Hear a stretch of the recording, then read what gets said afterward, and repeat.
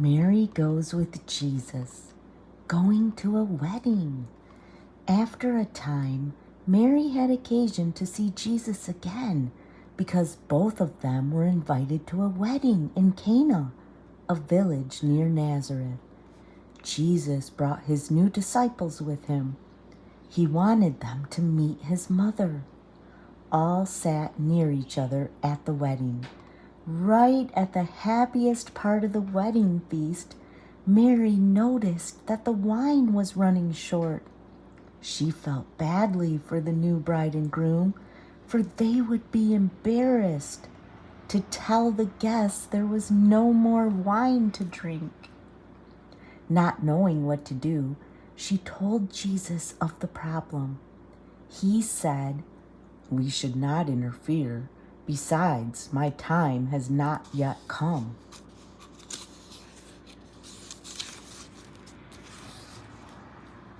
But her pleading look said to him, "We must help the embarrassed couple." Jesus smiled back at her. Mary signaled the waiters to come and told them, "Do whatever my son tells you." Jesus quietly performed his first miracle just because his mother asked him. He turned water into wine. The only ones who knew about the miracle were Mary, the waiters, and Jesus' new disciples. A proud mother. After the wedding, Jesus and his mother, together with the new disciples, walked to Capernaum, where one of the disciples, Simon Peter, had a home. During the week that they stayed there, Mary heard Jesus in the synagogue on Sabbath. The people were deeply impressed with his words. Then she watched as he cured a man possessed by an evil spirit, and later on, at Simon's house, he cured Simon's mother-in-law of a high fever. After supper, people from Capernaum brought other sick people to see Jesus, and he cured them all. Mary was proud of her son, and she could tell that the people of Capernaum truly loved him. But when Jesus suggested they return to Nazareth for a few days, Mary was not sure how people there in the village where he was brought up would receive him. A worried mother. In Nazareth, Jesus went to the synagogue on the Sabbath as usual, and he stood up to read. Mary was there, and so were all their relatives, watching and listening. From the scroll of the prophet Isaiah, Jesus read about the coming of the Messiah. When he finished reading, he looked at the people and announced that Isaiah's prophecy was now fulfilled. Then the people angrily arose in the synagogue and said, "You're not the Messiah. We know who you are. You are only the son of Joseph, the carpenter." Some wanted to chase him out of town, and some were so angry they wanted to flog him publicly. It was unheard of for anyone to claim to be the Messiah. Luckily, Jesus slipped away from the angry crowd. Sitting in the synagogue after everyone stormed out, Mary felt frightened for her son. When he was a baby, she remembered how the Roman king wanted to kill him. Now his own villagers and even some of his relatives wanted to do away with him. Again, Mary's heart was filled with sorrow.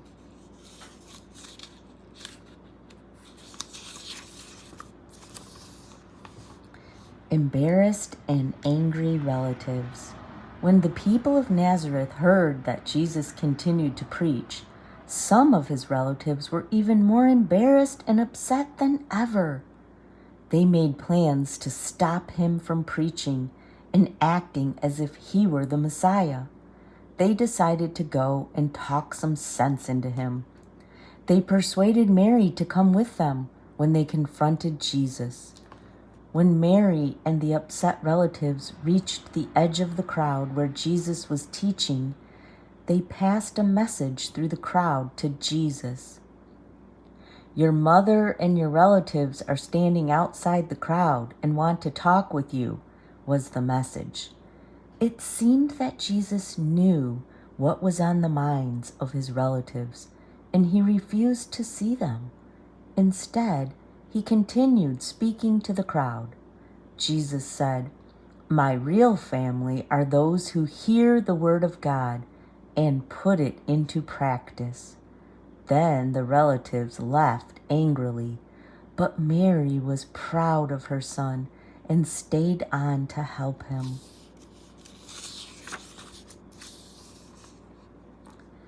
Helping Jesus. Not all of the relatives disliked Jesus. In fact, as we know, some of them were his disciples. Some of their mothers traveled with the group too. For example, there was Jesus' Aunt Salome, who was married to Zebedee, the fisherman. Salome and her two sons, James and John, walked with Jesus. Aunt Mary, who was married to Cleophas, helped out too. She also had two sons who were Jesus' disciples. They were Simon the Zealot and James the Less. And Uncle James's son, Jude Thaddeus, was a disciple. Mary was grateful for the relatives who helped Jesus and were as proud of him as she was. But Mary was still anxious about Jesus' safety.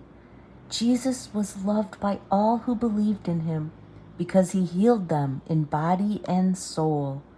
But she knew the Jewish officials were angry at his claim to be the Messiah and wanted to put him to death. To Jerusalem.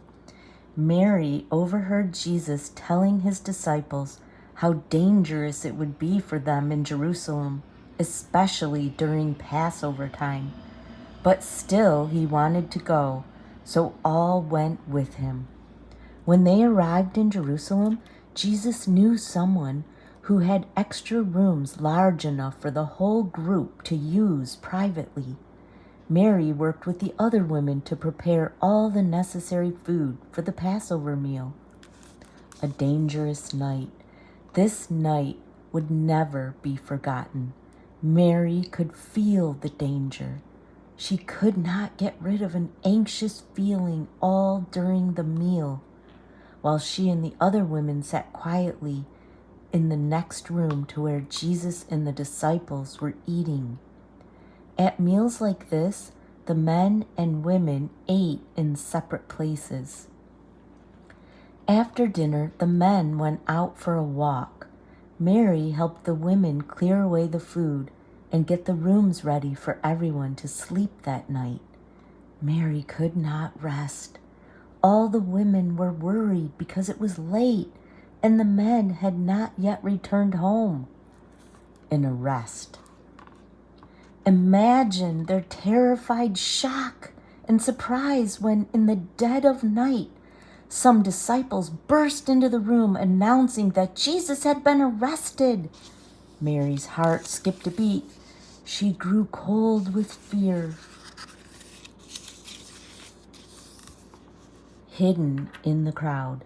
Next morning, Mary stood hidden among the crowd of angry Jews outside Pilate's palace.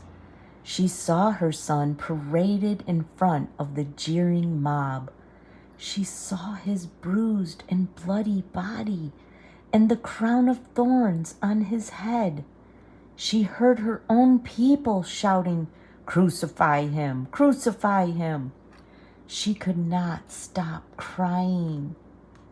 Again, a sword of sorrow pierced her heart as she heard the Roman governor give in to the crowd's verdict and issue the order, "Crucify him." Waiting on the road, Mary waited along the narrow roadway where she knew her son must pass on his way to the hill of Calvary. She had to see him, if only for a moment. Her look would reassure him she loved him with all her heart. No words were spoken between them as Jesus, with a cross on his shoulder, slowly moved by his mother. As he passed out of view, she remembered the words he spoke to her the day she found him in the temple when he was 12 years old. Did you not know I must follow the call of my Father? On Calvary Hill, Mary made her way through the angry crowds to the top of Calvary Hill. She watched as they nailed her son to the cross and then lifted it so he would hang and die in front of everyone. She saw her son's cross placed between two criminals. The sword of sorrow pierced her heart again and again. Mary saw the soldiers take all of Jesus' clothing and divide it among themselves. When they examined his white cloak and saw that it had no seam, they decided not to tear it. Instead, they threw dice to see who would win it as a prize. Mary watched a young soldier win the white cloak she had woven for Jesus with her own hands, standing by the cross. After a while, when the crowd was under control, the soldiers let a few of Jesus' friends and relatives stand near the cross. Mary, his mother, was there with John, the disciple Jesus specially loved. Also, there were Aunt Mary, the wife of Cleophas, Aunt Salome, and other women of their group.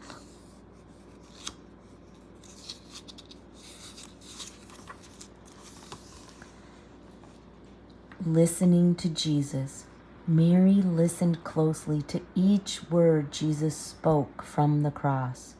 Seeing his mother near John, Jesus said to her, "Woman, this is your son." And to John, "This is your mother." Jesus wanted his mother to know that she would be cared for after he died. Holding her child. We are told that at the moment Jesus died, an earthquake took place and darkness covered the land. In Jerusalem, because of the quake, the veil that hung in the sanctuary of the temple was torn from top to bottom. This was the same colorful veil that Mary helped to weave when she was a child in temple school. After Jesus died, some men took him down from the cross and gave him to his mother to hold.